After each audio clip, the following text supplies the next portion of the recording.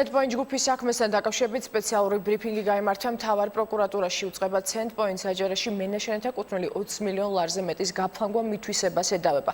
საქართველოს პროკურატურამ შუამდგომლობით მიმართა თბილისის საქალაქო სასამართლოს მაია რჩეულიშვილის, გუკა რჩეულიშვილის, ირაკლი მინდელისა და სალომე ჩარკვანის დაკავების შესახებ. თბილისის საქალაქო სასამართლომ ნაწილობრივ დააკმაყოფილა ბრალდების მხარის შუამდგომლობა და განშილების საფუძველზე დიდი ოდენობით ჯგუფურად ცხვრის იქონების გაფლანგვის ბრალდებით გუშინ დააკავეს სალომე ჩარკვიანი და ირაკლი მინდელი, რაც შეეხება მაია რჩეულიშვილს.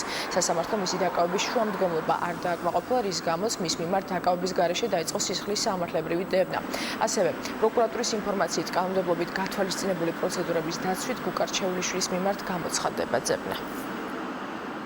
შეპესე Centpoint ჯგუფის მიერ გაწეული სარეკლამო კამპანიით 2005 წლის 2 მაისიდან 2010 წლის 8 სექტემბრამდე პერიოდში მოქალაქეებისაგან მოზიდული იქნა ფულადი სახსრები 64 მილიონი ლარის ოდენობით.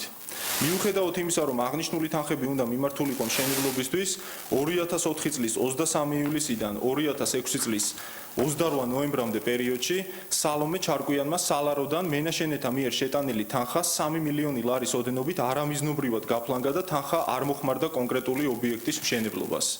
გამოძიებით ასევე დადგინდა, რომ ფილიალის დირექტორად ირაკლი მინდელის დანიშნვის შემდეგ მან 2006 წლის 28 ნოემბრიდან 2010 წლის ოქტომბრამდე პერიოდში არამიზნობრივად გაფლანგა შეპესე Centpoint აჭარას მენაშენეთა მიერ საცხოვრებელი კომპლექსის მშენებლობისთვის შეტანილი თანხა 15 მილიონ 984,000 ლარის ოდენობით.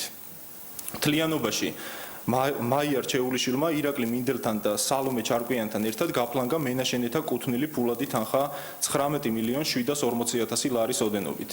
გარდა ამისა, ირაკლი მინდელი შეპესე Centpoint ჯგუფის სამეთვალყურეო საბჭოს თავმჯდომარე გურამ რჩეულიშვილთან ერთად 2009 წლის 7 ივლისიდან 2010 წლის 30 მარტამდე პერიოდში დაეუფლა მენაშენეთა კუთვნილ დიდი ოდენობით თანხას 1,657,000 ლარის ოდენობით, რაც მათ ერთობლივად მიითვისეს.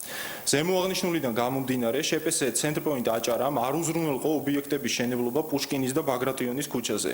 არ შეასრულა ნაკისრი ვალდებულებები საცხოვრებელი კომპლექსის თეთრი მაგნოლიის მენაშენეების მიმართ, რის გამოც მოქალაქეებმა განიცადეს დიდი ოდენობით მატერიალური ზიანი.